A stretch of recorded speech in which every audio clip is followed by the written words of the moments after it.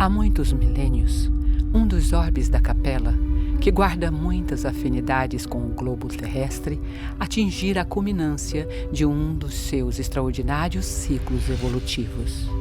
Alguns milhões de espíritos rebeldes lá existiam, no caminho da evolução geral, dificultando a consolidação das penosas conquistas daqueles povos cheios de piedade e virtudes. Mas uma ação de saneamento geral os alijaria daquela humanidade. As grandes comunidades espirituais, diretoras do cosmos, deliberam então localizar aquelas entidades que se tornaram pertinazes no crime aqui na Terra longínqua, onde aprenderiam a realizar, na dor e nos trabalhos penosos do seu ambiente, as grandes conquistas do coração, e impulsionando simultaneamente o progresso dos seus irmãos inferiores.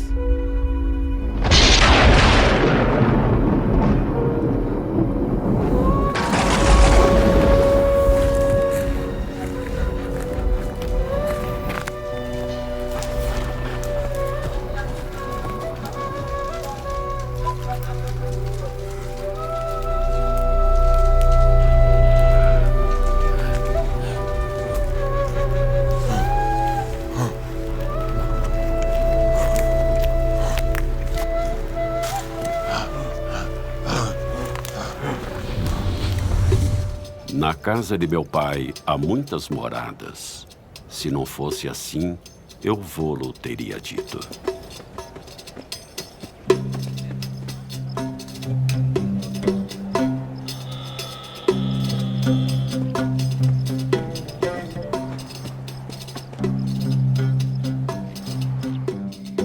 Vós sois deste mundo. Eu não sou deste mundo.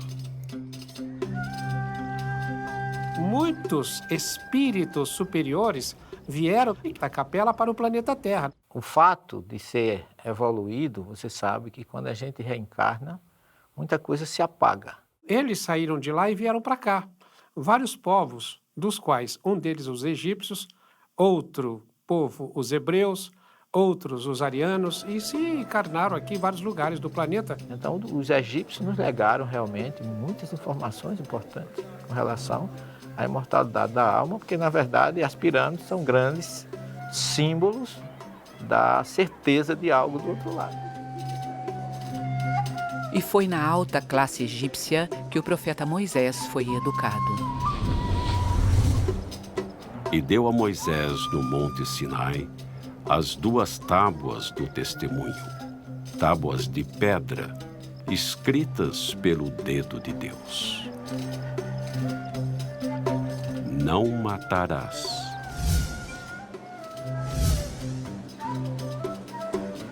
Não cometi assassinato, nem contratei ninguém para matar por mim. Não dirás falso testemunho contra o teu próximo. Não acusei ninguém falsamente, nem jamais apoiei nenhuma falsa acusação. Não furtarás. Não roubei, não me apropriei de coisas que não me pertenciam.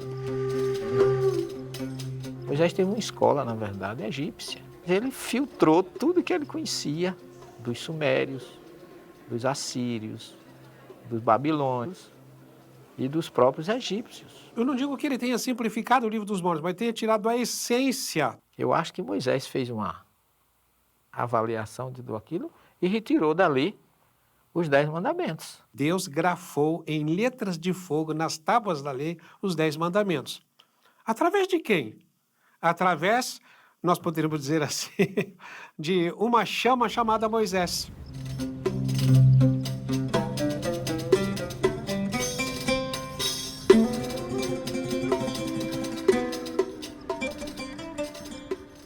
Todos os fenômenos que aconteceram em torno de Moisés Foram fenômenos espirituais que ele, na verdade, foi o grande canal para o monoteísmo, para a implantação do monoteísmo no mundo. Então ele ouvia e escrevia. Existe muita coisa mundana na Bíblia, muito sangue, muita guerra, muito adultério, mas a gente tem que separar o que é divino do que é humano na Bíblia, do que é material do que é espiritual. A Bíblia não contém erros. Nós erramos ao interpretá-la. Nós nos equivocamos ao interpretá-la. Por isso que é preciso saber quando foi escrito, por quem foi escrito, para quem foi escrito e qual a situação política, social que envolvia o fato que a Bíblia está narrando. Imagine Deus me pedir para eu sacrificar o meu filho. Não sacrifique bodes nem nada, nem carneiro, vai sacrificar o seu filho. O que é o seu filho? São as nossas produções. Você é capaz de sacrificar aquilo que você diz que é seu? Mesmo quando Abraão sai sem Sara saber do que ele ia fazer, ele vai com um grupo. Quando ele chega no sopé do Monte Moriá, onde hoje está o templo, lá, a cúpula dourada lá em Jerusalém, quando ele chega ali no sopé, ele diz para os que ficaram: Ficai-vos aqui com o jumento, e eu e o moço iremos até ali, e havendo adorado, tornaremos a vós. Abraão não disse, nós vamos e eu voltarei. O que deduz que ele já sabia que ele não ia sacrificar o filho.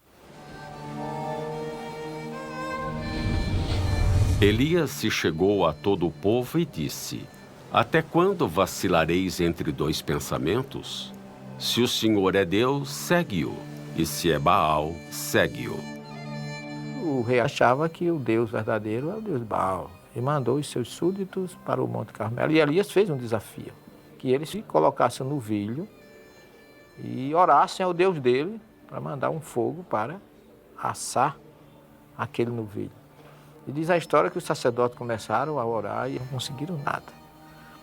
E aí Elias mandou colocar água, ele orou a Deus e desceu um fogo, destruiu tudo e queimou tudo. Diz que até a água incendiou e Elias com isso provou que o verdadeiro Deus era o Deus de Elias e não o Deus Baal.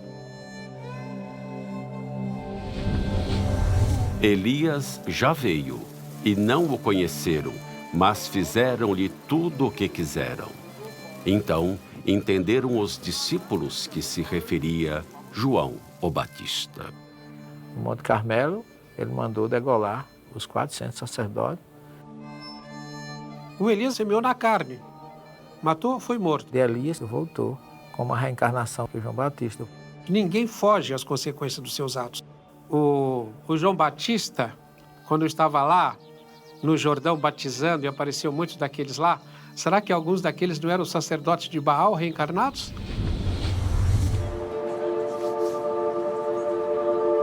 E surgirão muitos falsos profetas e enganarão a muitos. O Vaticano. Daqui partem importantes decisões da religião cristã com o maior número de fiéis. A Igreja Católica dos dias de hoje estende ações de evangelização, de promoção social e assistencial em todas as partes do mundo. Mas o catolicismo já teve seus anos de escuridão. Anos em que atuou na modificação da história cristã, visando atender a interesses mundanos. Roma e a Igreja Católica, no passado, estiveram juntas por objetivos nada cristãos. Foi na Anatólia, atualmente a Turquia, que se deu início ao processo de manipulação da história de Jesus, que se estende até os dias de hoje. E esse processo se iniciou com Constantino. Por ironia, o primeiro imperador romano que abriu os braços para o cristianismo. Até Constantino, o cristianismo foi cristianismo. Depois de Constantino, aquele cristianismo do primeiro, segundo, terceiro século não chegou até nós. E Constantino viu que havia uma corrente grande de seguidores de Jesus, que ele não poderia vencer, mas que ele se aliando e como imperador romano, e conseguia ser com isso, politicamente, a figura mais importante.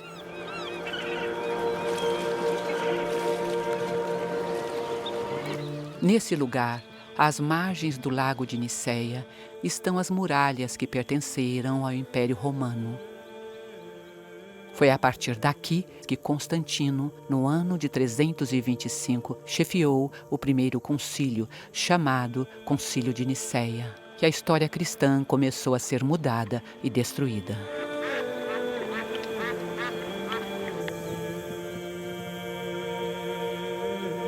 Atanásio foi um padre, ele era uma figura muito importante, mas ao mesmo tempo Atanásio ele legislava por cartas. E foi ele quem determinou essa divindade de Jesus que o Concílio de Nicéia criou. Foi uma coisa puramente induzida e imposta por Constantino e todo aquele grupo contra o movimento do arianismo, uma corrente que defendia que Jesus não era Deus. Ele dizia que Jesus era maior do que os homens e menor do que Deus. O que está compatível de acordo com o que falava toda a comunidade primitiva de Jerusalém, a comunidade discipular dirigida por Tiago, irmão de Jesus, e isso tem raízes e base no Evangelho.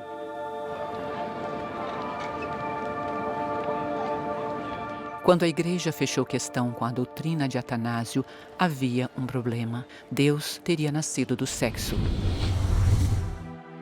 Eis que uma mulher jovem conceberá e dará à luz um filho e chamará o seu nome Manuel. A virgindade física é até o momento que a mulher não conhece homem. No momento que ela conheceu, ela deixou de ser. Mas a pureza espiritual, ela existe antes, durante ou depois da mulher ser ou não ser virgem. Porque cá entre nós, se a gente analisar, existem muitas mulheres que são virgens, no entanto, a pureza espiritual é mínima. Porque brotará um rebento do tronco de Jessé, e das suas raízes um renovo frutificará. Jesus, para ser o Messias, tinha que ser descendente de Davi, porque o Messias tinha que ser primogênito. Veja que o Evangelho de Mateus começa dizendo: Abraão gerou Isaac, Isaac gerou a Jacó, Jacó gerou a Judá e seus irmãos, Judá usou Faré, Faré Manassés, etc, etc, etc. E vai, quando chega lá em Jacó, gerou a José, aí vem o malabarismo para a questão da virgindade de Maria. Jacó gerou a José, esposo de Maria, da qual nasceu Jesus. Tirou José da jogada. Já o Evangelho dos Ebionitas, em hebraico, do original, diz assim: Jacó gerou a José, o pai de Jesus, chamado Messias. Maria não aparece. Porque se Jesus não for filho de José, ele não é o Messias. Olha a situação aí, como é que fica. Perante a visão judaica. Então a igreja, com seus concílios, agora voltamos à questão anterior, tentou manipular isso de tal forma que criou a virgindade antes, durante e depois, como se isso fosse importante fisicamente, para que Maria fosse a mãe de Jesus, como se o sexo fosse uma coisa impura. O sexo não é puro nem impuro. Puro e impuro é o que você faz do uso dele.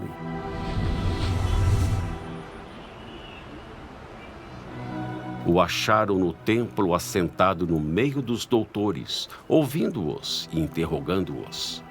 E todos os que o ouviam ficavam extasiados com a sua inteligência e com suas respostas.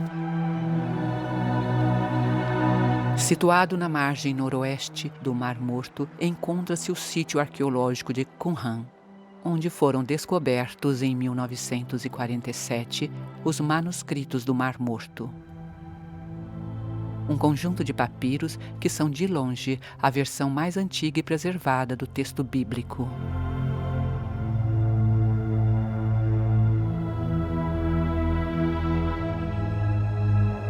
Aqui viviam, entre o século II a.C.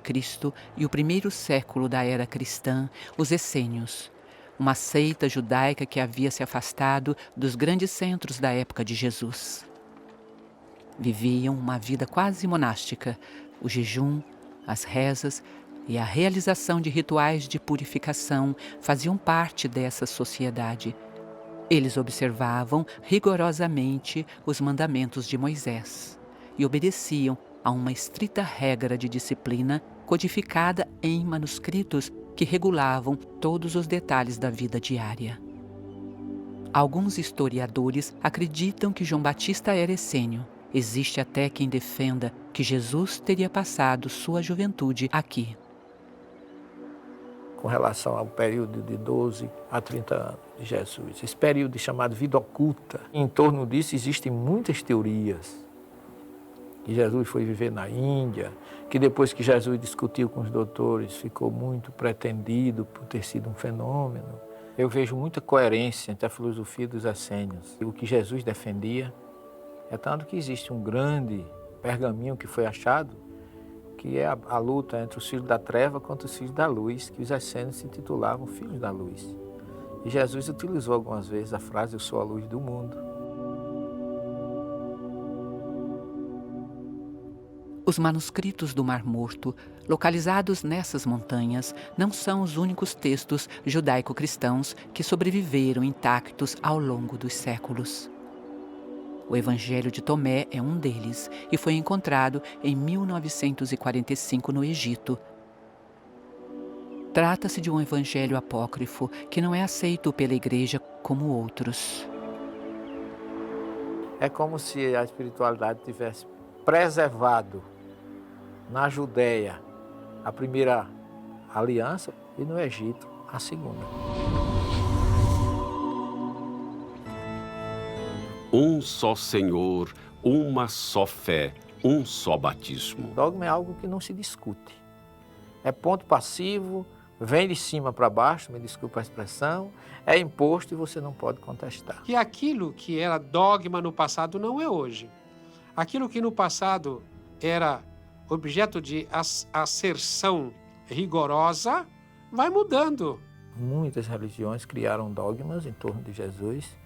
Por exemplo, o dogma da ressurreição, o dogma do sangue, o dogma da trindade. Que se criou isso e ninguém pode discutir. É roubar do ser humano o direito de raciocinar, de refletir e de tirar suas próprias conclusões e até negar a ciência. E imolarás o carneiro, e tomarás o seu sangue e o espalharás sobre o altar ao redor. Quem visita Israel e os locais onde supostamente teriam acontecido os grandes eventos evangélicos se depara com um país cheio de espiritualidade. Por outro lado, em quase todos os locais são vistos rituais e dogmatismos que, em uma análise profunda e racional, pouco tem a ver com a mensagem trazida pelo Cristo. Esta é a Igreja da Natividade, em Belém. O local é administrado por várias denominações cristãs. Uma parte pertence aos gregos ortodoxos, outra aos armênios ortodoxos,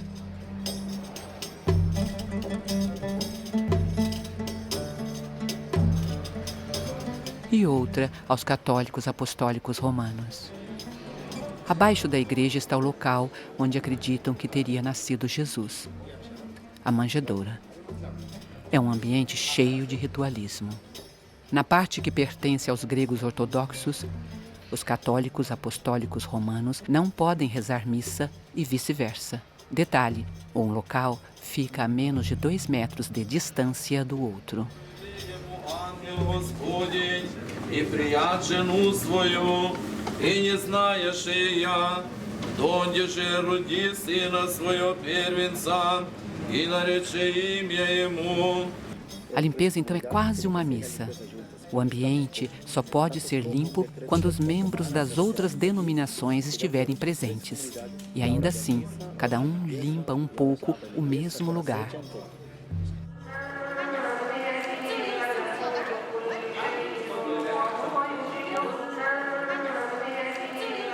Mas, em questão de ritualismo, nenhum espaço supera a Igreja do Santo Sepulcro. Os principais proprietários do local são os ortodoxos gregos, os ortodoxos armênios e os católicos romanos. Mas ali se encontram os ortodoxos coptas, os etíopes, os sírios, enfim. Cada um dos cantos e labirintos do ambiente pertencem a um grupo. Horários e lugares de celebração para cada comunidade são rigorosamente regulados nos espaços comuns e a convivência nem sempre é pacífica. Nisto todos reconhecerão que sois meus discípulos, se vos amardes uns aos outros.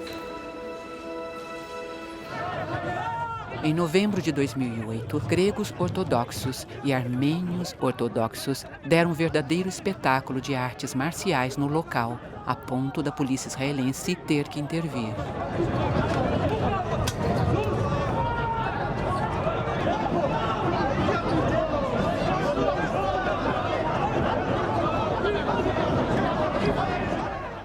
E os problemas datam de muitos séculos. Em 1192, o sultão Saladino, na tentativa de trazer paz ao espaço, encarregou 2 famílias muçulmanas à guarda da igreja. A família Judé recebeu as chaves do Santo Sepulcro, já que a família Nuseibé, que tinha a custódia da igreja desde o tempo do califa Omar, em 637, foi dada à guarda da porta. Os descendentes das 2 famílias se sucederam nesse trabalho. 2 vezes por dia, um membro da família Nuseibé abre e fecha a porta. A chave fica sempre na guarda de um membro da família Judé.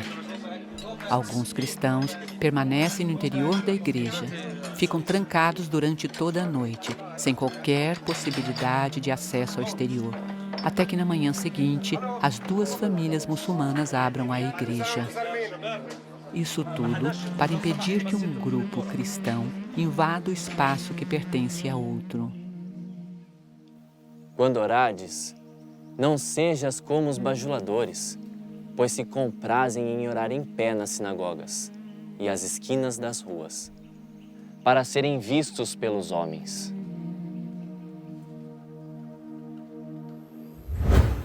Tomaram por senhores seus rabinos e seus monges, em vez de Deus, assim como fizeram com o Messias, filho de Maria, quando não lhes foi ordenado adorar senão a um só Deus.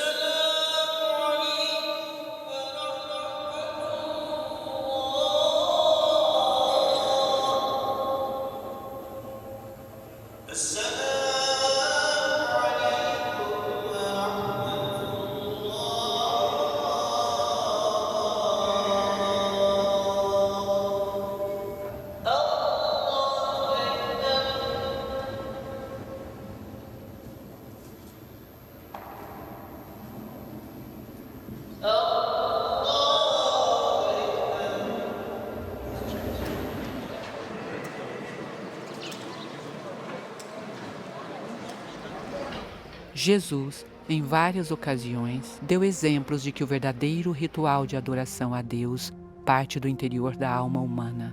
Mas se por um lado ele era avesso aos ritualismos, por que teria aceitado o batismo? Quando Jesus aceita o batismo, não é que ele tenha sido batizado, é tanto que João disse que ele não precisava ser batizado. Mas ele precisava ser identificado. É como se Jesus estivesse ingressando numa outra fase. A partir dali começa uma outra fase. Essa é a questão que a gente tem que se colocar. Porque o próprio Jesus nunca batizou.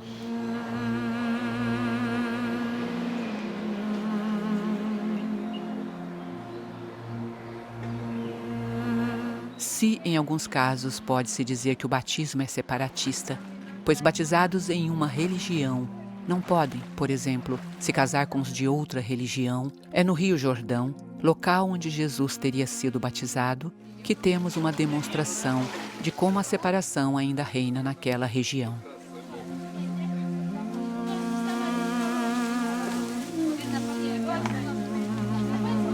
Nesse trecho, o Rio Jordão é bastante estreito e separa 2 nações, Israel do lado de cá e a Jordânia do lado de lá. Durante as filmagens desse documentário, as relações entre Jordânia e o Estado judeu estavam tranquilas. Mas em Israel e na Palestina, assim como na Jordânia, Egito, Síria e Líbano, países que fazem divisas entre si, as guerras se contabilizam há milênios. Note que em ambos os lados, soldados bem armados estão atentos para que não haja invasões de um lado e outro. Esse controle de fronteira é algo normal e necessário em qualquer país do mundo, se não fosse aquela região o que é em sua história, pois ali não existe apenas um controle de fronteiras, mas também e principalmente a preocupação de que pessoas ligadas a grupos extremistas radicais religiosos entrem em Israel com armas e bombas com intenções belicosas. Se tivéssemos compreendido a mensagem de amor que nos trouxeram Jesus e outros profetas, o mundo seria um lugar sem fronteiras.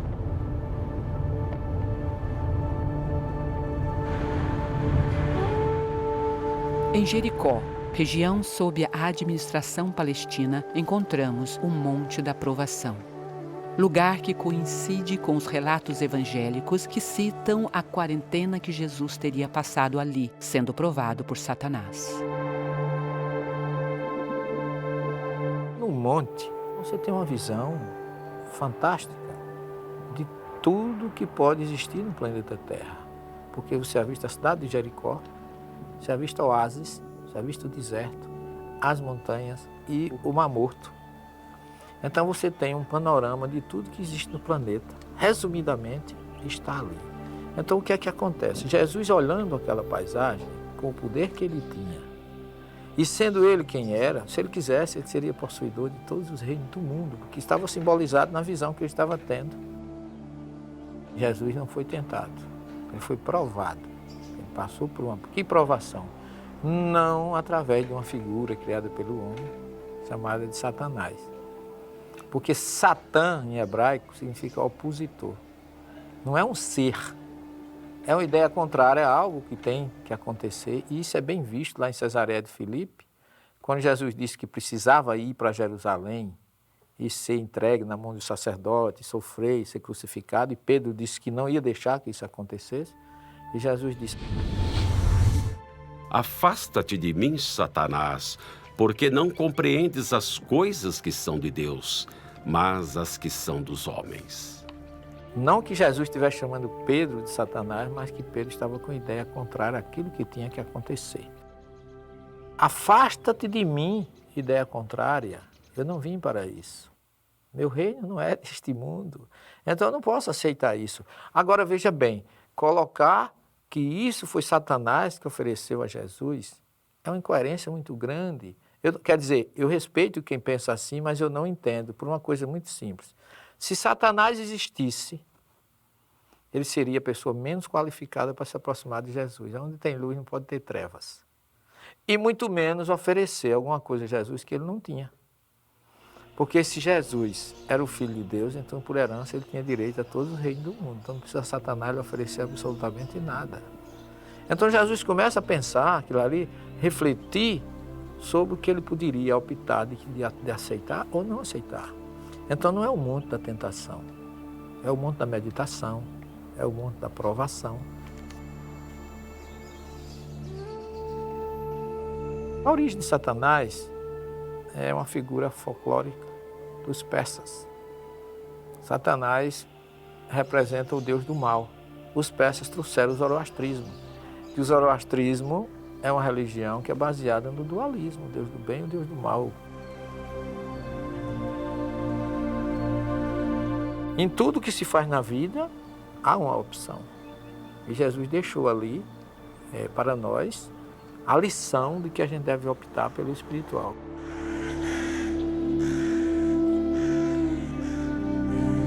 Após o episódio do deserto de Jericó, Jesus foi até o mar da Galileia, onde começou a formar seu corpo de discípulos.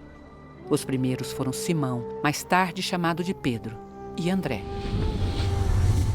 E andando junto do mar da Galileia, viu Simão e André, seu irmão, que lançavam a rede ao mar, pois eram pescadores.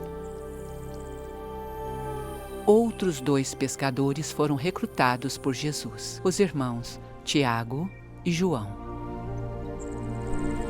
E passando dali um pouco mais adiante, viu Tiago, filho de Zebedeu, e João, seu irmão, que estavam no barco consertando as redes. E logo os chamou. A seguir, identificou Filipe, Bartolomeu e Tomé. Na sequência, foi a vez de Levi, conhecido como Mateus, um coletor de impostos.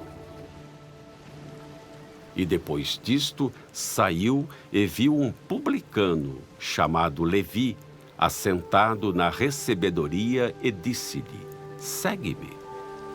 Foram ainda incorporados ao grupo Tiago, filho de Alfeu, Judas Tadeu e Simão o Zelote, conhecido como político ou revolucionário que lutava contra os romanos. E, finalmente, aquele que teria um dos mais importantes papéis na implantação da Boa Nova de Jesus, Judas Iscariotes. Por que ele não foi para a Judéia, ele foi para a Galiléia? Por que é que ele começa numa região da antiga Palestina, pobre, discriminada, com gente pobre, discriminada e doente? Sem cultura nenhuma, analfabeta a maioria, por uma coisa muito simples. Do ponto de vista material, se você for ensinar alguma coisa a mudar conceito de quem já tem conceito, é difícil. Você vem e segue-me. Pedro e os outros largam as redes e seguem Jesus. Estavam esperando. Preparou um a um para a missão. Isso eu acho que foi a grande importância. E como líder, ele não mandou ninguém fazer nada. Ele ia na frente, fazendo, ensinando. 4 eram pescadores de peixes. Depois de serem chamados por Jesus, todos se transformaram em pescadores. Vinde após mim, eu vos farei pescadores de homens.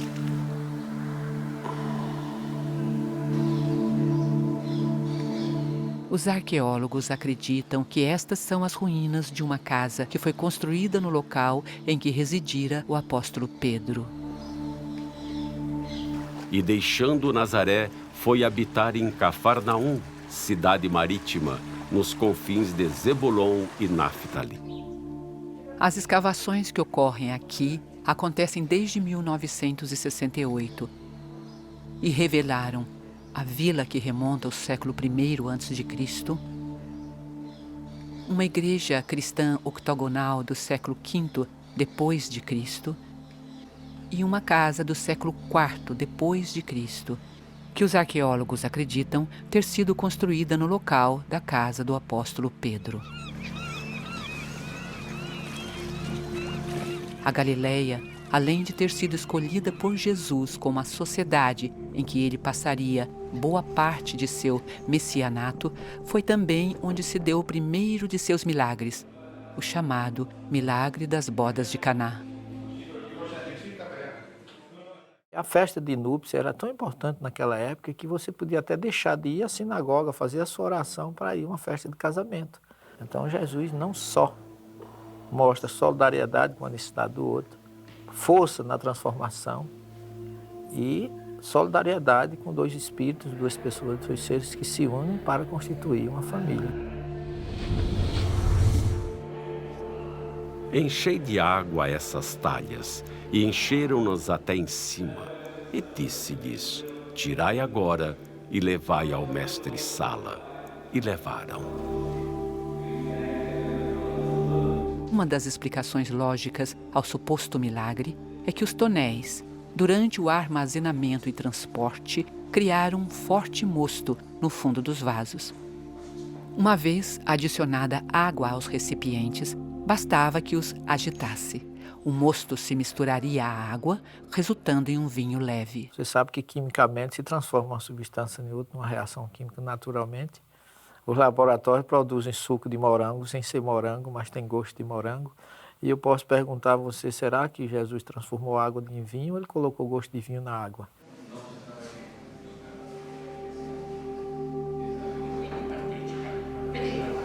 Assim como em boa parte dos locais em que se acreditam que os grandes eventos evangélicos aconteceram, aqui também fora construída uma igreja. E em seu interior, moedas de várias nacionalidades são atiradas ali por peregrinos do mundo inteiro. Uma curiosa transação monetária, onde homens e mulheres compram favores dos anjos e santos, e por que não dizer, do próprio Jesus. São vários os lugares ditos sagrados onde existe o câmbio divino. O ser humano, ele se aproveita de tudo para fazer essa mercantilização. O budismo foi criado para o templo, para atender os sacerdotes e os levitas, sobretudo os levitas que não receberam terra na implantação das 12 tribos de Israel. Então, como eles não receberam, as 11 tribos que receberam pegavam o que ele chama de Maaser, que vem de Esra, em hebraico, que é 10, que seria a 10ª parte do que se lucrava em agrícola, e levava para o sacerdote, para os levitas, para as viúvas e órfãos. E ainda que tivesse feito tantos sinais diante deles, não creram nele.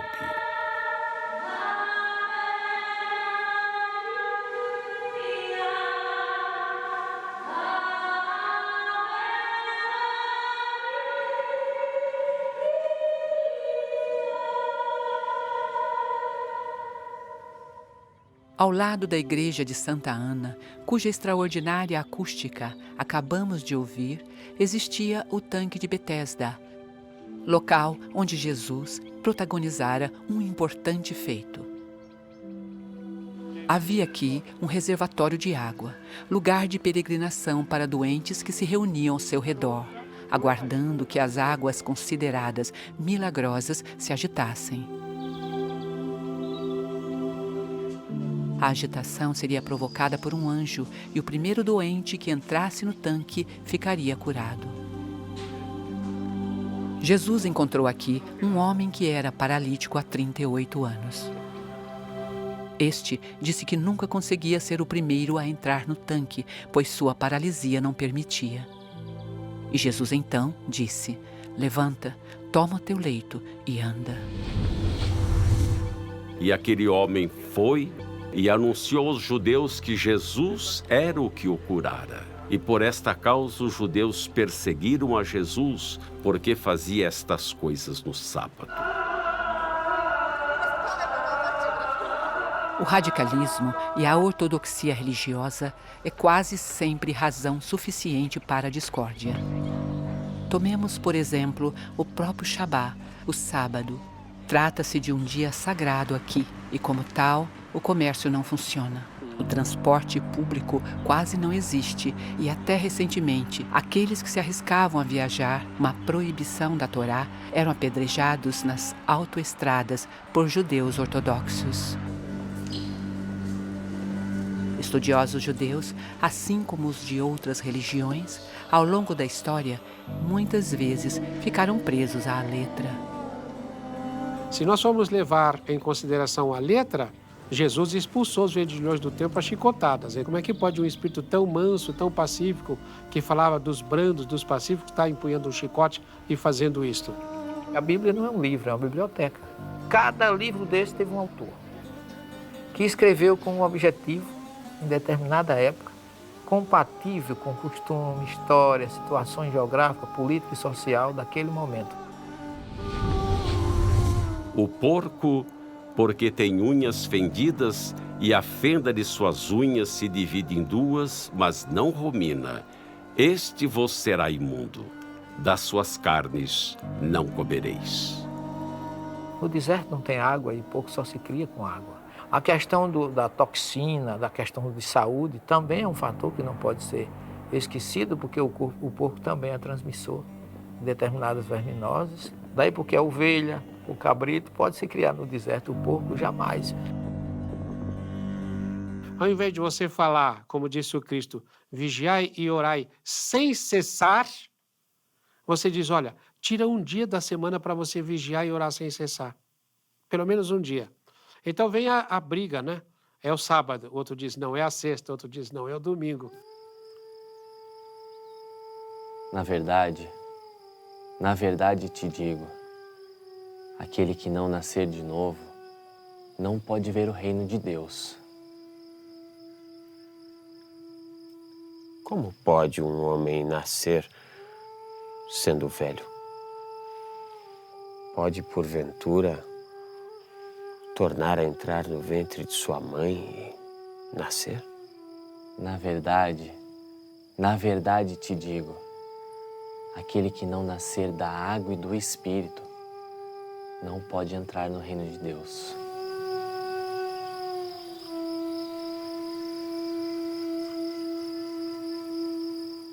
Esse diálogo de Jesus com Nicodemos, que fala bem explicitamente da reencarnação, só que não fala a palavra reencarnação, mas nascer de novo. Então Jesus, com muita propriedade, fala para ele de algo que ele conhecia, que era a reencarnação. O vento sopra e você não sabe de onde vem nem para onde vai. Assim é o Espírito. Por que você não sabe de onde ele vem? Porque ele já existia antes de vir. E você não sabe para onde vai, porque ele vai continuar existindo depois de passar por essa encarnação. E se ele veio uma vez e passou, por que ele não pode voltar uma segunda vez? Tudo na natureza se repete. Há o ciclo das águas, depois vem a primavera, verão, outono, inverno e tudo se renova. Tudo na natureza, o sol vai e vem todos os dias. Veja só, se não há reencarnação, quando é que o espírito é criado? Na hora do nascimento.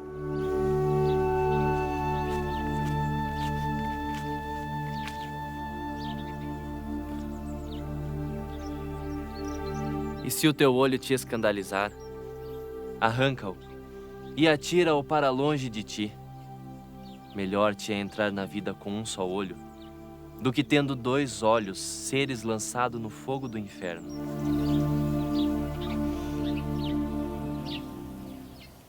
Ele está falando para vivo ou para morto? Ele está falando para pessoas vivas aqui. Então você entrar na vida cego qual? Se não tiver reencarnação, na vida espiritual cego, só pode se entrar cego noutra vida. Se Deus é justo, por que é que ele vai dar fortuna a um e pobreza a outro, beleza a um, feiura a outro, saúde a um, doenças a outro? Então Deus seria injusto e a única forma de explicar a misericórdia divina é através da reencarnação. A maior parte dos líderes cristãos, embora descrentes das vidas sucessivas, mantiveram um curioso apreço por obras de outrora. São vários os monumentos em locais católicos que ainda guardam identidade visual com o paganismo. Um deles é esse, que se encontra na Praça do Povo, em Roma. No 1º século a.C., o imperador César Augusto manda trazer do Egito para cá o obelisco que, à época, já tinha mais de 1.300 anos, construído a mando do faraó Ramsés II. No ano de 1589 d.C., o Papa Sisto V manda que se coloque no centro da praça o obelisco pagão, ao lado da igreja de Santa Maria do Povo. A igreja teria sido construída no local onde Nero se suicidou e foi sepultado. No mesmo espaço, o passado egípcio se une ao Império Romano e ao catolicismo. No Panteão, um dos símbolos do paganismo, construído em 125 anos depois de Cristo, hoje abriga a igreja de Santa Maria de Todos os Santos. Hoje você é um rei que pode ter sido um súdito de um Egito no passado, ou de uma Babilônia. Então, você tem um apreço e de repente você olha e você vê uma estátua do passado, aquilo acorda em você alguma coisa. Aí me lembro o obelisco na Praça do Vaticano. Você sabe se não era o Papa Sisto, não era um faraó reencarnado por ali, que estava querendo trazer da sua ex-pátria, inconscientemente. Se não virdes sinais e milagres, não crereis. Seria Jesus um ser dotado de algum poder sobrenatural? Ou seus feitos milagrosos são mais uma criação a respeito do Cristo? Um dos chamados milagres mais extraordinários de Jesus teria acontecido neste local. Alguém veio e disse que Lázaro estava morto. Lázaro, o nosso amigo, dorme, mas vou despertá-lo do sono. As doenças catalépticas poderiam simular a morte de alguém e essa pessoa que parecia estar morta não estava. Como muitos nos anos 60, 50, até alguns atores muito famosos, como foi aquele Sérgio Cardoso, né? Que foi enterrado e depois foi descoberto que ele estava vivo, foi enterrado vivo. Então, o que Jesus fez foi chegar lá e mandar despertar, porque a catalepsia simula realmente a morte aparente. E Jesus chegou lá, inoculou energia com a sua força e Lázaro voltou a viver.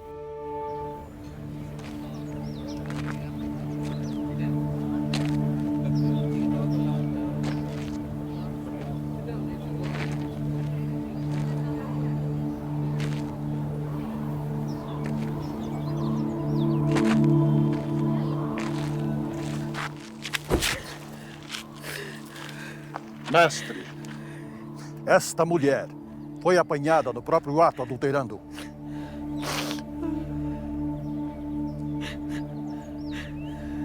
Na lei, Moisés nos mandou que as tais sejam apedrejadas. Pois tu, o que dizes?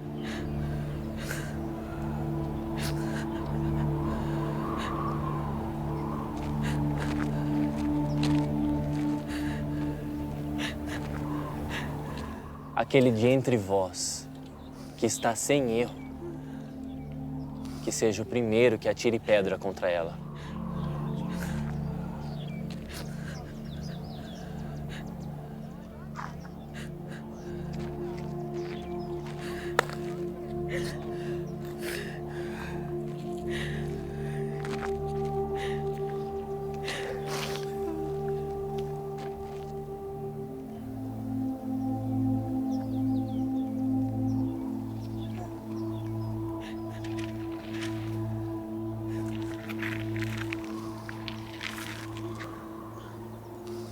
Mulher, onde estão aqueles teus acusadores?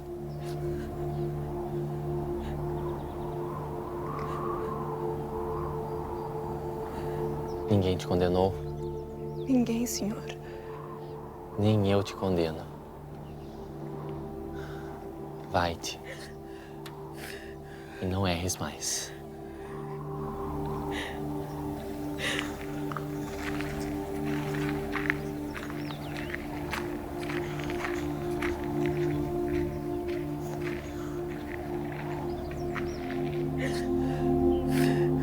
Vai e não peques mais para que não te aconteça coisa pior. Ele está falando ali de causa e efeito, tá dizendo, olha, isso que aconteceu com você foi em razão de alguma coisa que você fez no passado. Talvez um dos momentos da narrativa da vida de Jesus, onde a fé tem seu instante mais controverso, seja no Monte das Bem-aventuranças. Acredita-se que o local onde ocorreu o famoso sermão tenha sido esse. Hoje, um espaço bem cuidado, por entre alamedas floridas, onde a Igreja das Bem-aventuranças recebe cristãos vindos de várias partes do mundo.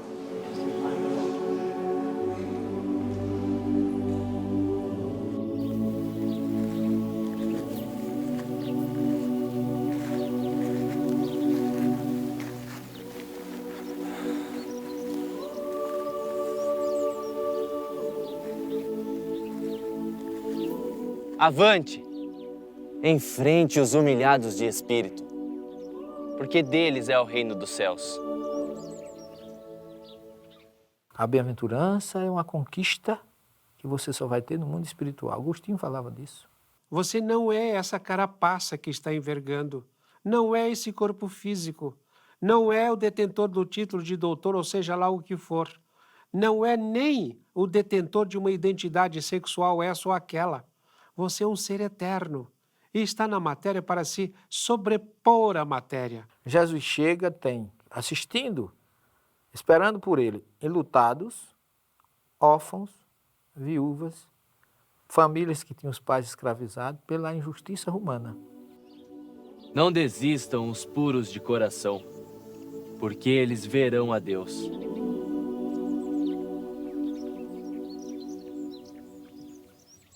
Os romanos estavam humilhando, porque para o judeu, passar por aquilo era uma humilhação.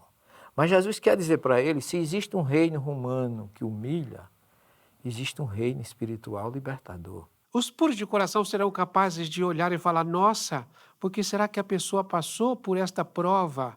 No que será que ela está se purificando? Coitado daquele que fez esse ato tão danoso para o outro. Então você tem que transformar todos aqueles que Jesus fala de bem-aventurado em avante, em marcha. Vão em frente. Não desistam vocês que são bem humilhados, vocês que sofrem perseguição. Em marcha os mansos, que eles herdarão a terra. Esse discurso de Jesus não é um discurso de reação, é um discurso de ação, mas ação positiva. Jesus não ensinava ninguém a reagir, ele ensinava as pessoas a agir. Não desista Os que promovem a vida receberão a vida. Em compensação, os que promovem a morte receberão a morte. Ele podia dizer, se armem, reajam, matem os romanos que matam vocês. Não, promova a vida. Porque quem promove a morte, recebe a morte. Onde estão os romanos hoje? Não desistam os que têm fome e sede de justiça, porque eles serão saciados. Então você vai entender por que você gerou as causas nesta vida, por que você está sofrendo coisas que você não gerou nessa vida, por que você nasceu assim, nasceu assado. Uma coisa é você dizer para alguém que está sofrendo que ele é bem-aventurado porque sofre, ou então que ele persevere, que ele confie no amanhã, na misericórdia divina, porque sim, ele vencerá todas as dificuldades e a bem-aventurança virá. Sermão da Montanha é o discurso mais lindo que existe no planeta, né? Que brilha a vossa luz. Senhor, ensina-nos a orar, assim como também João o ensinou aos seus discípulos. Pai nosso, que és dos céus.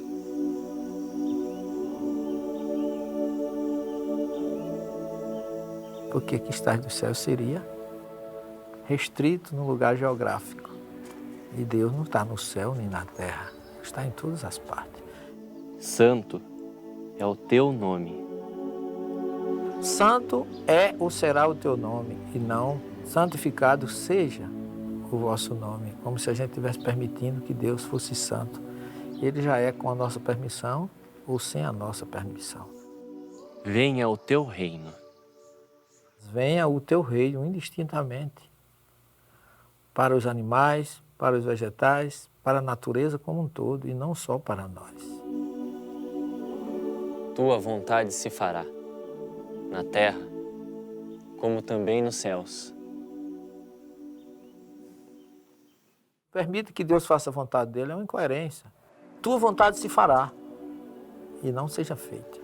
É humildade diante do poder de Deus. Tua vontade se fará na terra, como também nos céus. Dai-nos parte do pão, de acordo com a nossa necessidade diária.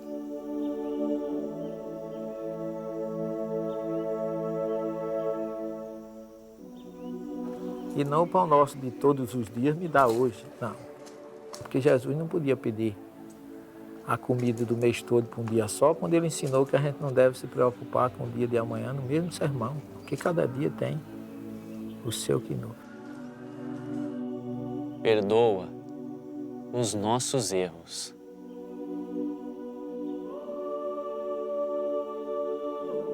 Quando tivermos perdoado o erro daquele que nos ofendeu.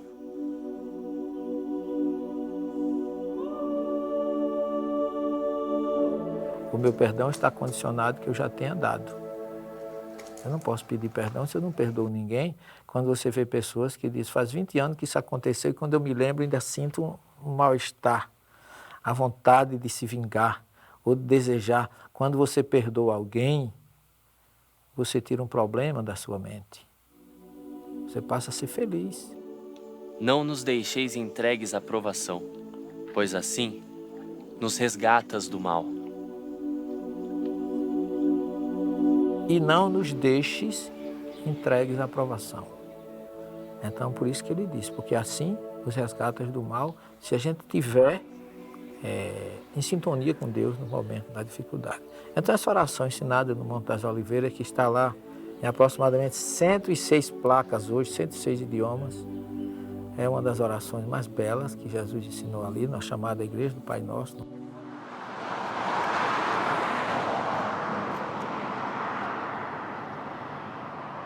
Desde o século III da era cristã, acredita-se que o Monte Tabor é o local em que ocorreram um dos fatos mais cercados de simbologias da vida do Cristo, o episódio da Transfiguração, descrito nos evangelhos canônicos de Mateus, Marcos e Lucas, e que também é encontrado no Evangelho Apócrifo de Pedro. Descrevem-nos os evangelistas que Jesus subiu ao monte com Pedro, João e Tiago. E suas vestes tornaram-se resplandecentes, extremamente brancas como a neve, tais como nenhum lavadeiro sobre a terra as poderia branquear. E apareceu-lhes Elias, com Moisés, e falavam com Jesus. A narrativa apresenta um problema para aqueles que acreditam que a ressurreição é do corpo e da alma. Primeiro, o sono eterno não existe, senão ele não teria vindo.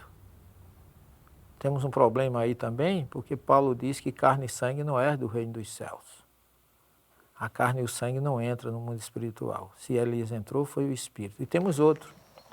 O livro do Gênesis diz, tu és pó e em pó te há de tornar. O corpo vai à terra e o Espírito vai a Deus.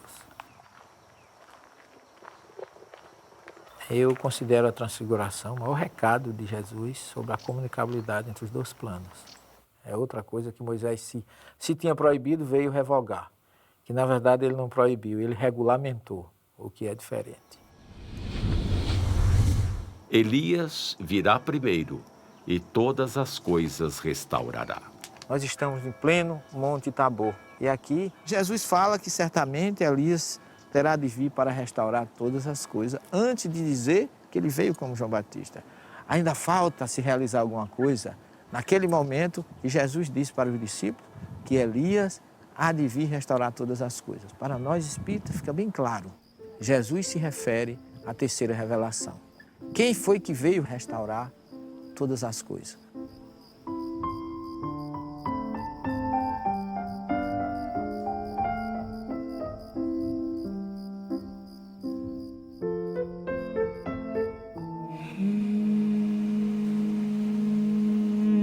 Em Israel, estima-se que 77% da população seja formada por judeus. Os muçulmanos são 16% e os cristãos são apenas 4%. Existem ainda os drusos, religiosos com raízes no Islã, que somam 2% da população, restando 1% que não declararam a crença religiosa. Essa convivência nem sempre é pacífica, e os episódios de radicalismo contam-se a centenas. Quem derramar o sangue do homem, pelo homem terá o seu sangue derramado, porque Deus fez o homem conforme a sua imagem.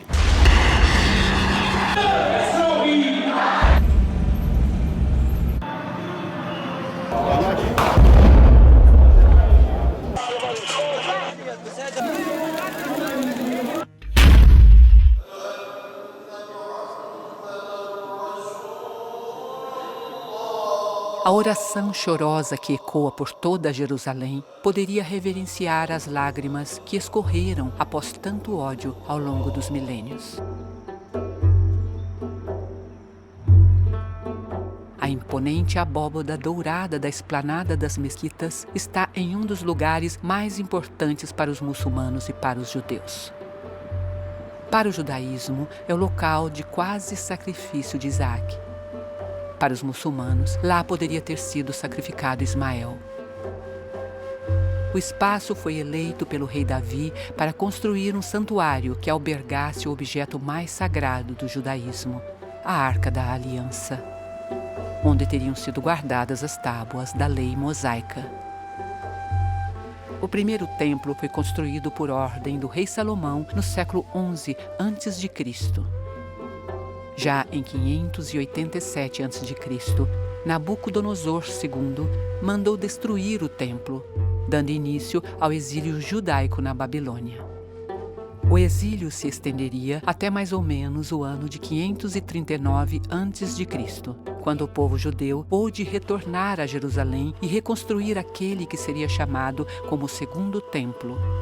No século I a.C., Herodes o Grande, em uma clara tentativa de agradar aos judeus, sendo que ele próprio só tinha descendência judaica de muito longe, manda ampliar o templo. Vês estes grandes edifícios? Não ficará pedra sobre pedra que não seja derrubada. Essa profecia, dita por Jesus aos seus discípulos, previu a destruição de Jerusalém, e foi em 70 d.C., quando os judeus perderam a luta contra a dominação romana, que o comandante Tito ordenou que seu exército não deixasse ficar pedra sobre pedra. Em 691 d.C., a mesquita de Omar foi construída sobre o local do templo. A sua abóbada, com 80 quilos de ouro, só foi colocada em 1920. Aos judeus restou um muro, na verdade, o muro. Parte desse muro ainda é o resultado das ampliações que fizera Herodes o Grande. Se hoje os judeus só podem vir até aqui, já que no local exato existe uma mesquita, na época de Jesus, o segundo templo era o orgulho do povo hebreu e era muito mais do que um lugar sagrado. Ali, além dos cultos e estudos da Torá, ficava o centro do poder da religião judia. E disse aos que vendiam pombos: tirai daqui estes, e não façais da casa de meu pai casa de venda. E Jesus entrou no último dia da festa. Ele entrou num sábado. E o judeu não faz nada no sábado. E na sexta-feira, em Jerusalém, a partir das 15, 16 horas, não se vende nem se compra absolutamente nada. Do ponto de vista histórico, de costume judaico, onde estavam vendilhões no dia de sábado? Muito menos dentro do templo. Inclusive, se você for analisar isso, cada evangelista tem uma história mais ou menos diferente a respeito, o que mostra que não há um consenso. E eu entendo que essa história pode ter sido criada posteriormente por alguém que não conhecia o costume judaico. Se o teu corpo é templo, é casa de oração e não covil de ladrões. Quem são os ladrões que precisam ser expulsos? A mentira, o orgulho, a vaidade, a ociosidade.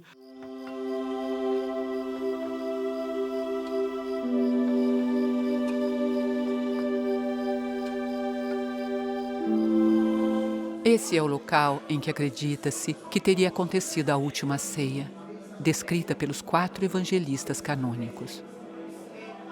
Aqui existem vestígios de construções bizantinas do século V, de cruzados do século XI e de muçulmanos que no século XII expulsaram os cruzados. Atualmente, esse lugar pertence ao Ministério das Religiões de Israel.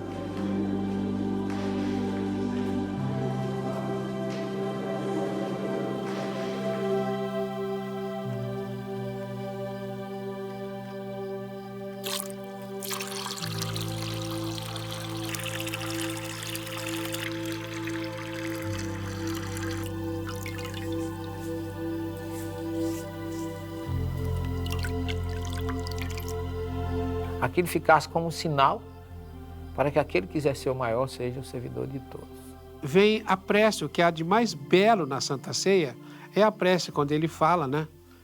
Pai, eu quero que você os abençoe para que eles sejam um entre si, como eu sou um convosco, e sendo um entre si, eu vou ser um com eles. E se sou um com eles, nós viremos e vamos fazer morada no coração deles, vamos fazer morada neles.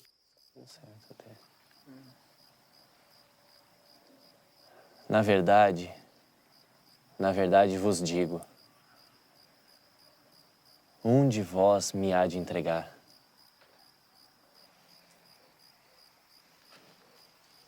Senhor, quem é? É aquele a quem eu der o bocado molhado.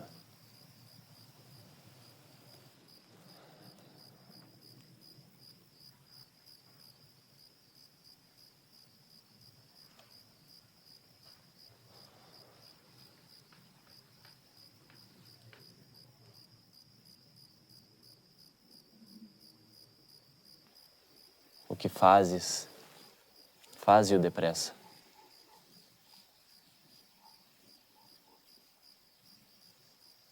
Judas não traiu Jesus. Ele trairia Jesus se não tivesse feito o que fez.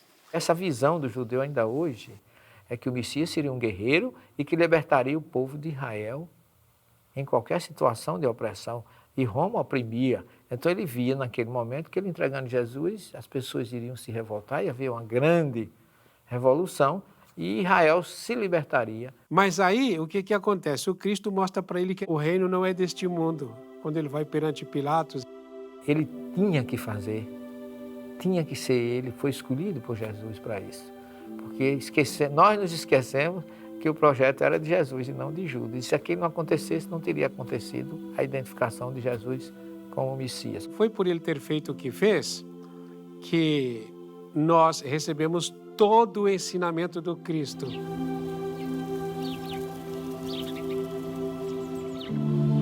E foi na parte mais baixa do Monte das Oliveiras, no lugar conhecido como Getsemane, que Jesus iniciou a última etapa de seu plano para a crucificação. Ele sabia que não bastava ter ensinado, sabia que não seriam suficientes os milagres que fizera. O ser humano queria sangue e ele estava disposto a dar. Cercam-me cães numerosos, um bando de malfeitores me envolve, como para retalhar minhas mãos e meus pés. Estas ruínas mostram o que foi durante séculos o centro da vida pública romana. Um local de cerimônias triunfais e de eleições, onde se realizavam discursos públicos e onde aconteciam os processos criminais. Era também o centro dos assuntos comerciais. E como ninguém é de ferro, Vespasiano, aproximadamente no ano 70 d.C., mandou construir o Anfiteatro Flaviano, mais conhecido hoje em dia como o Coliseu. Aqui eram apresentados espetáculos para cerca de 55 mil espectadores. Quase sempre, o auge desses encontros eram as lutas entre gladiadores, um show de violência e de sangue. E não mudou muito até hoje. No futebol, por exemplo, vez por outra, são ofertadas batalhas dignas das arenas romanas.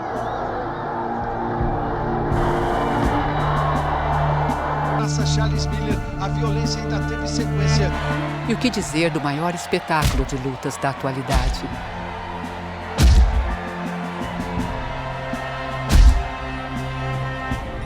E os jornalísticos, então? Nada como um belo e bom crime para vender exemplares e atrair propagandas.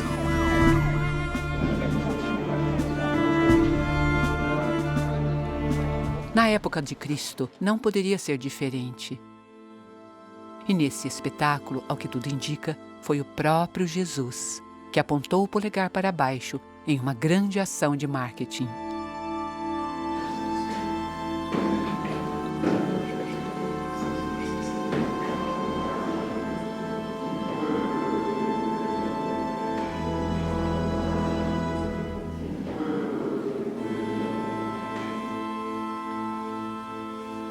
Roma permitia que as províncias dominadas tivessem a sua religião e organização social.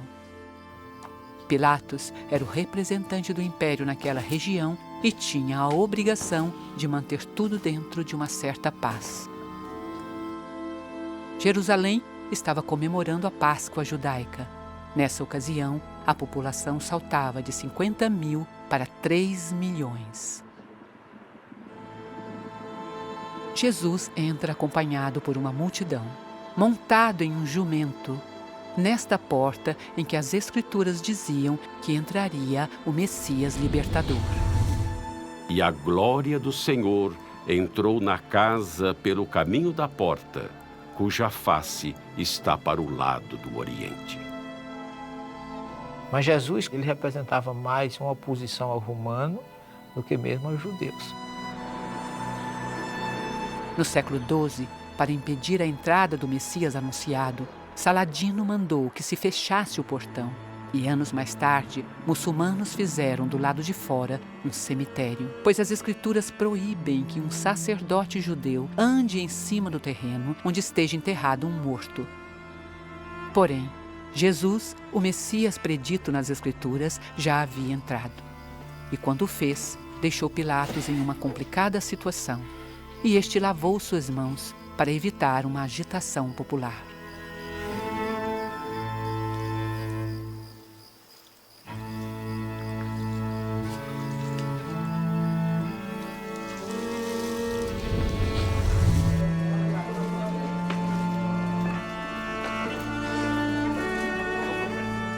E levando ele às costas a sua cruz, chegou ao chamado Lugar da Caveira, em hebraico chamado Gólgota.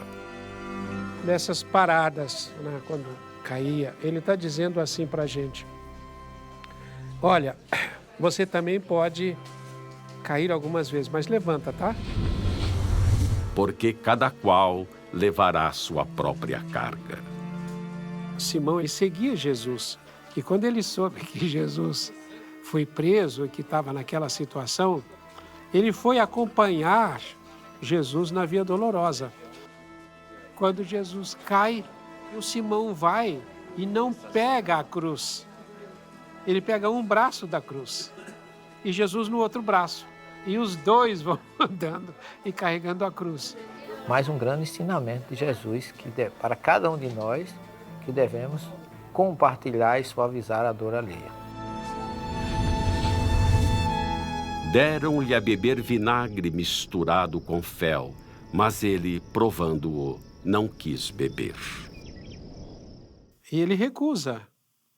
É como se estivesse dizendo, olha, isso aqui não significa nada, é matéria. O vinagre e o fel, e tinha outras substâncias que aliviava, porque era uma espécie de entorpecente, um anestésico. Então esse sofrimento não tem importância, é matéria. Deixa eu passar por ele para mostrar para vocês que vocês não precisam fugir, não fujam. E foram crucificados com ele 2 salteadores, um à direita e outro à esquerda. Jesus vira-se e olha para o bom ladrão. Em verdade, eu te digo, hoje estarás um dia comigo no paraíso e não naquele mesmo dia, porque do ponto de vista cronológico, o próprio Jesus só foi no 3º dia. O ladrão não poderia ter ido antes dele. Deus meu, por que me desamparaste? Davi falou no Salmo 22, Jesus repete na cruz. Naquele momento, ele estava recitando o Salmo como se dissesse, olha, isso que está acontecendo aqui já estava escrito lá atrás. Em outras palavras, ele não estava se sentindo desprezado nem abandonado, mas ele estava se identificando com aquele Messias, aquele servo do Cordeiro, predito e profetizado por Davi. Me cercaram, até as minhas vestes estão sendo objeto de sorteio. Os soldados estavam ao pé da cruz sorteando as vestes de Jesus. Os que me olham meneiam a cabeça. A minha língua está presa ao palato. E depois há uma virada no Salmo em que ele fala, mas em ti confio. Do 23 começa como?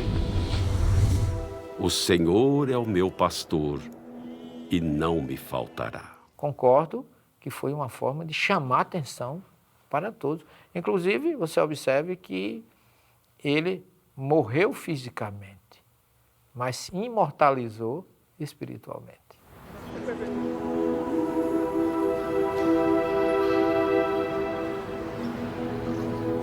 A maior parte dos cristãos acredita que a Igreja do Santo Sepulcro é o local onde Jesus foi sepultado.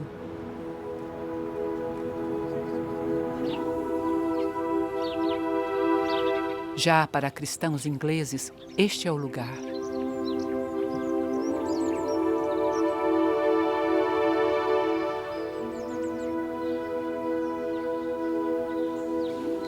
Mas a verdade é que pouco importa se foi aqui ou na Igreja do Santo Sepulcro.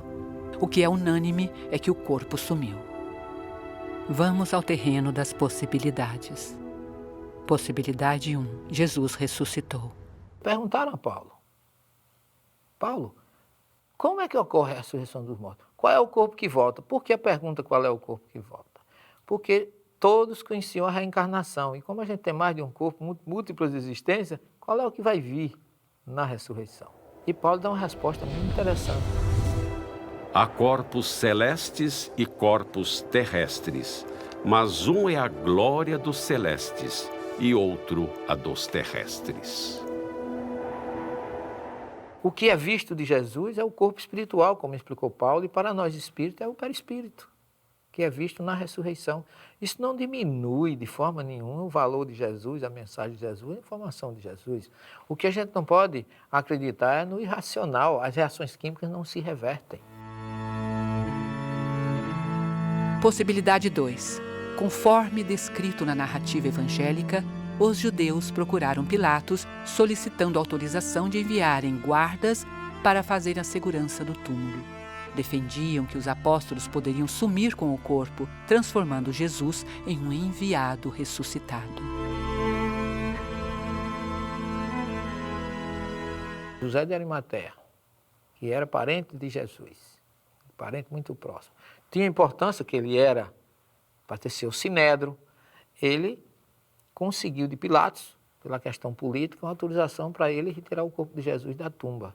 Quando eles vão lá e encontram o túmulo vazio, é porque o José já tinha tirado o corpo. O que foi feito do corpo de Jesus fora do espírito é ter voltado à terra e ter sido degradado.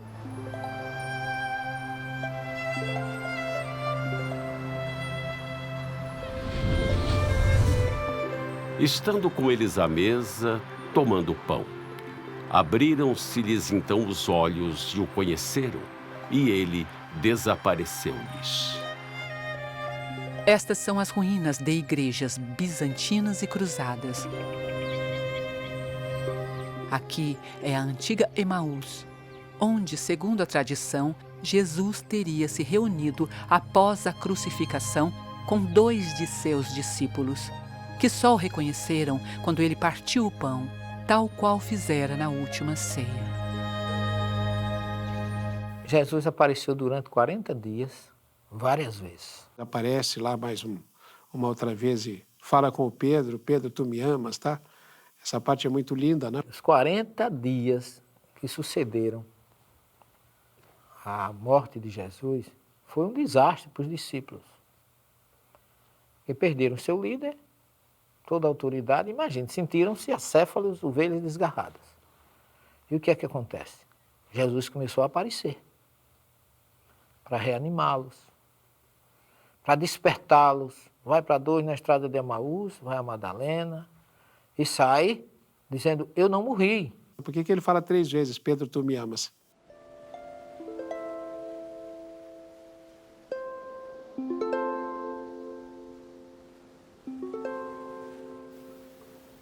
Pedro, filho de Simão, tu me amas? Sim, mestre. Apacenta as minhas ovelhas.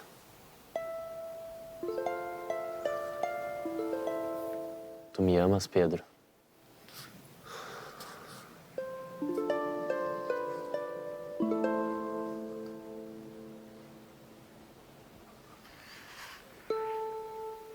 Sim, mestre.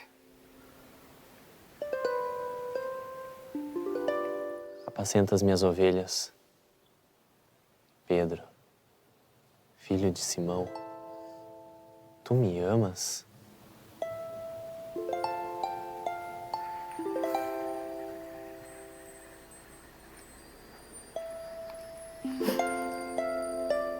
Sim, mestre.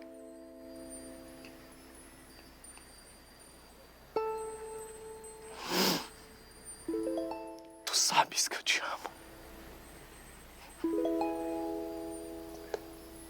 Apacenta as minhas ovelhas, Pedro. Sim, mestre. Pedro tinha negado 3 vezes. Então, ele estava ali como que cauterizando as feridas que existiriam no perispírito de Pedro, na mente de Pedro. Só que depois de 40 dias, 49 especificamente, 7 semanas, na festa do Shavuot, que em hebraico a palavra Shavua é semana, que o grego chamou de Pentecostes, 50 dias, aí Jesus vem de uma forma diferente. Ele não vem mais visto fisicamente. Fisicamente eu digo em perispírito, não era corpo físico. Ele vem como centelha espiritual e abriu o canal espiritual de todos aqueles que estavam ali. Mas quem desceu ali foi a própria energia de Jesus. Para o quê? Agora não mais ele se apresentar. Agora ele precisava do testemunho daqueles que o conheceram. E é tanto que depois do Pentecostes, os discípulos se muniram de tanta força interior, que dali Pedro já saiu para pregar no templo, expondo a própria vida. E aí fundou-se a primeira comunidade sucessora de Jesus em Jerusalém. E a partir dali, quem era discípulo transformou-se agora em apóstolo.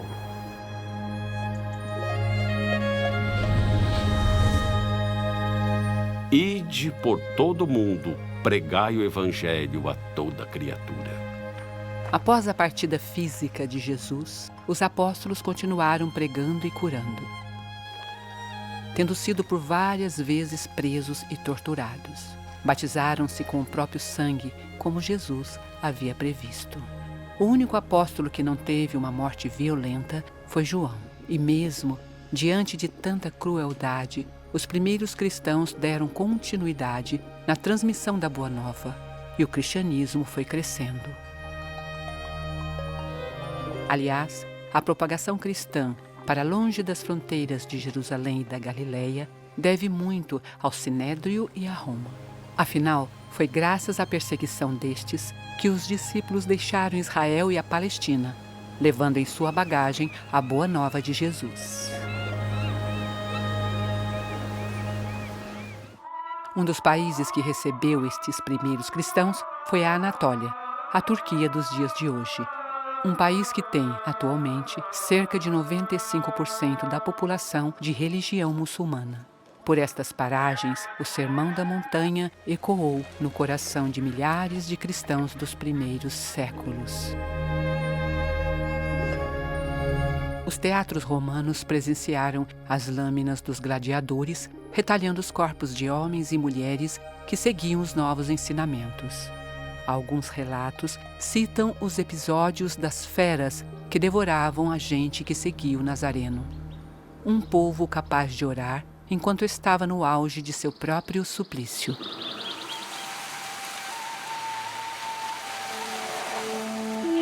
O ápice da rejeição contra os cristãos se dá em 64 d.C., quando o atormentado imperador Nero ateia fogo em Roma e atribui o incêndio aos seguidores de Jesus. Que a sua descendência seria peregrina em terra alheia e a sujeitariam à escravidão e a maltratariam por 400 anos. No século I, o cristianismo foi expandindo-se e de grutas e catacumbas passou por Antioquia, por Roma, e na Capadócia encontra-se um dos mais belos sacrifícios dos primeiros seguidores. Sob a montanha, os cristãos que aqui viveram refugiaram-se nas entranhas de pedra. Essa região toda foi alterada há milhares de anos, quando 3 vulcões entraram em erupção. A rocha que se formou após o resfriamento da lava tem uma peculiaridade especial. Apesar de firme, ela se permite esculpir com alguma facilidade. E assim, os cristãos, fugindo do jugo romano, se mudaram para sob essas montanhas condomínios, construídas por civilizações mais antigas que também haviam sido perseguidas. Aqui, os seguidores do Nazareno estocavam alimentos e água. Haviam túneis para cima que permitiam a passagem de ar, e para baixo, onde se podia retirar água. Eram dormitórios, cômodos para a preparação de alimentos, outros para o pisotear de uvas para a fabricação de vinho, e igrejas, muito provavelmente as primeiras do cristianismo. Construções simples, como foram Jesus e seus apóstolos. Essa gente se sacrificou e muito para que a árvore evangélica criasse raízes capazes de se expandir para todo o mundo. Viviam aqui, enclausurados, apertados entre as paredes em que mal se pode passar uma pessoa. A luz que hoje se vê, facilitando a visitação dos turistas, não existia. Viviam uma vida de futuro incerto.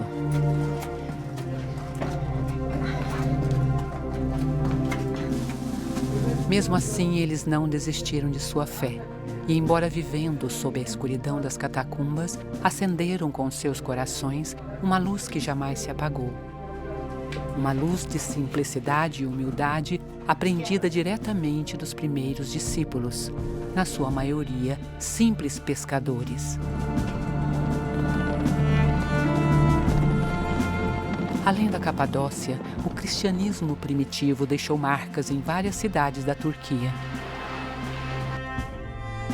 Felipe, muito provavelmente, perambulou por essas ruínas de Herápolis. Pedro também evangelizou em terras turcas.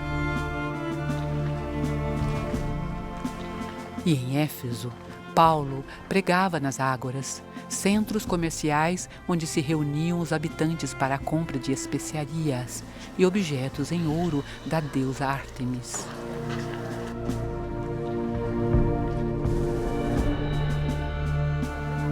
Aqui, Paulo foi preso. Os comerciantes o acusaram de pregar contra os deuses romanos e prejudicar as vendas. Outro que esteve por terras turcas foi João, que mais tarde, na ilha Patmos, na Grécia, teve as visões proféticas do Apocalipse.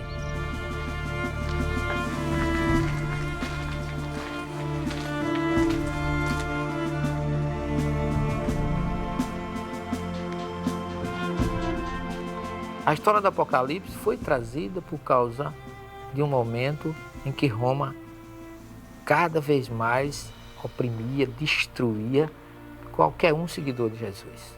É uma obra em que Jesus veio num momento difícil de perseguição dos romanos para soerguer e confortar aqueles que estavam passando pela martirização, pela perseguição. Além de ter sido uma obra psicografada.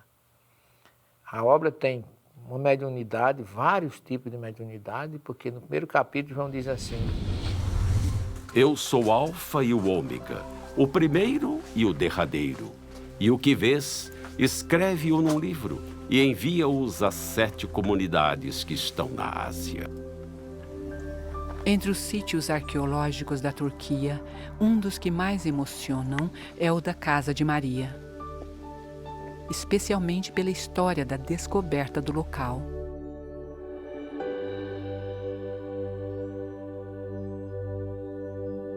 No início do século XIX, Ana Catarina Emmerich, uma freira católica alemã, enferma e febril, teve uma visão de onde seria o lugar em que vivera após a crucificação, Maria, a mãe de Jesus.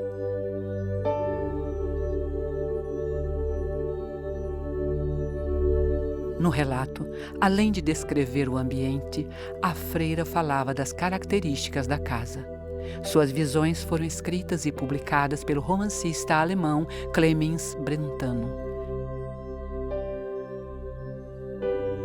No final do século XIX, o padre francês Julien Goyet, tendo em mãos a publicação, foi em busca do local e achou as ruínas em que hoje muitos acreditam ter sido a Casa de Maria.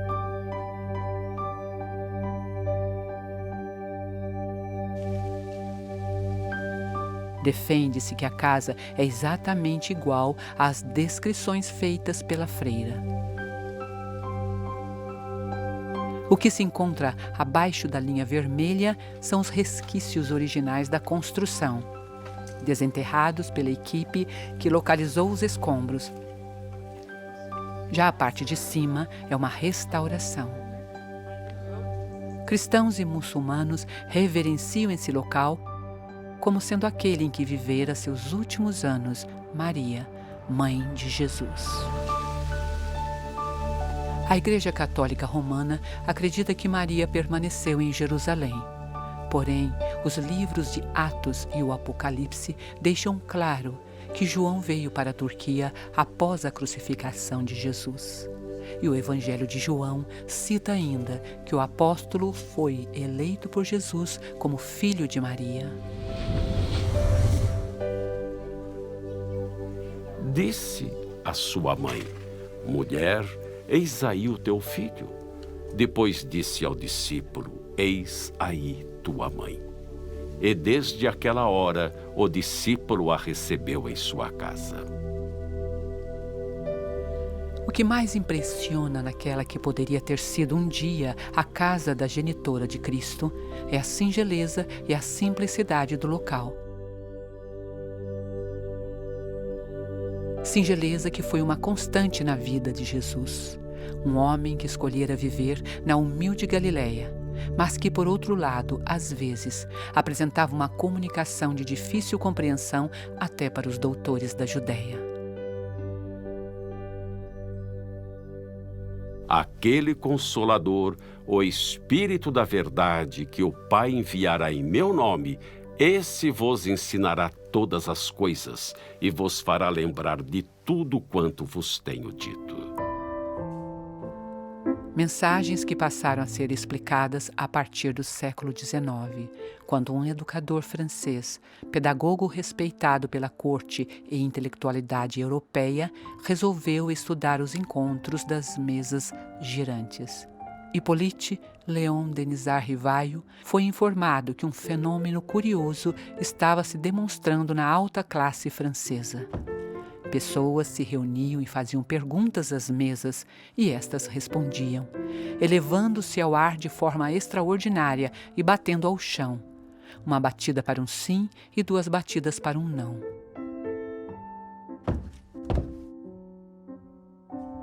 Monsieur Rivaio, um racionalista, chegou à conclusão que eram espíritos que moviam as mesas. Com o tempo, o educador passou a atender pelo pseudônimo de Kardec. Trocou as mesas por médiuns e entrevistou os espíritos comunicantes sobre os grandes enigmas existenciais humanos. De suas entrevistas espirituais foram lançados alguns livros, e entre eles o Evangelho segundo o Espiritismo, uma obra capaz de explicar os aspectos morais e educacionais de toda a mensagem de Jesus. Kardec segue o Evangelho do Cristo. Você pega o Evangelho segundo o Espiritismo, toda a primeira parte de cada capítulo é uma fala do Cristo, depois o comentário de Kardec, depois o ensino dos Espíritos.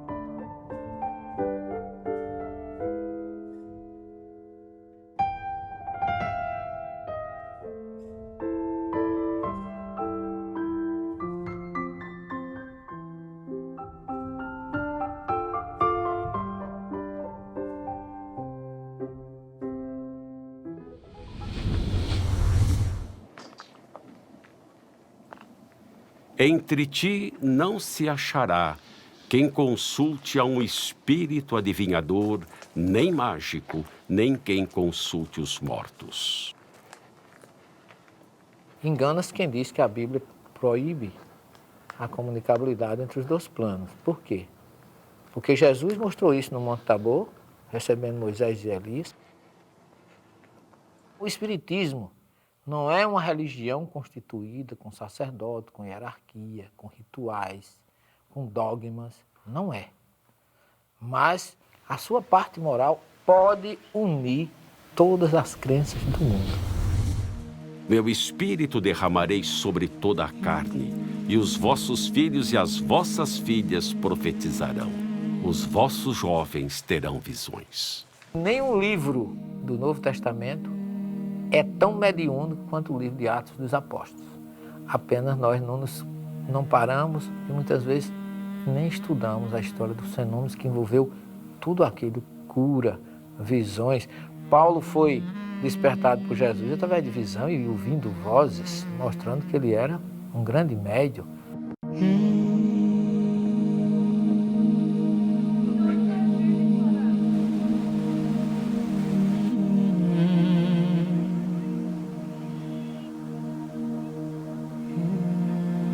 A Santa Ceia é a nossa ceia com Ele. Se você não deixar o Cristo lavar os seus pés, os seus caminhos não ficarão limpos. E se você não tem pés lavados pelo Cristo, é outra vez, né? O Cristo entrando no templo que é a sua vida.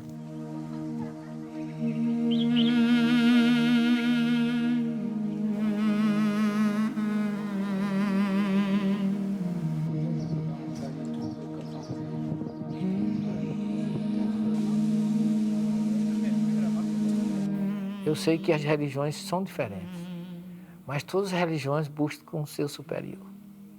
E é nesse ser superior que a gente tem que se concentrar para acabar com as diferenças e com as divergências.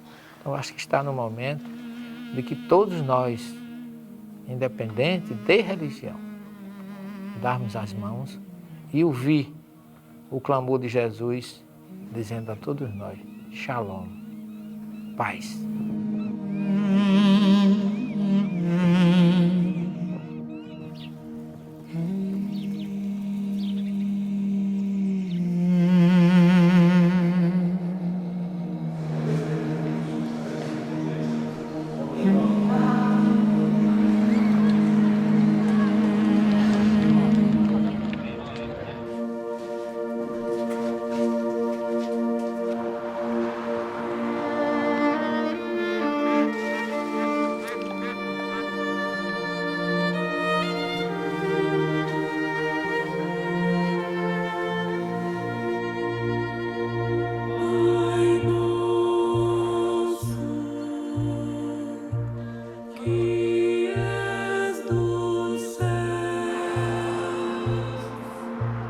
Sun.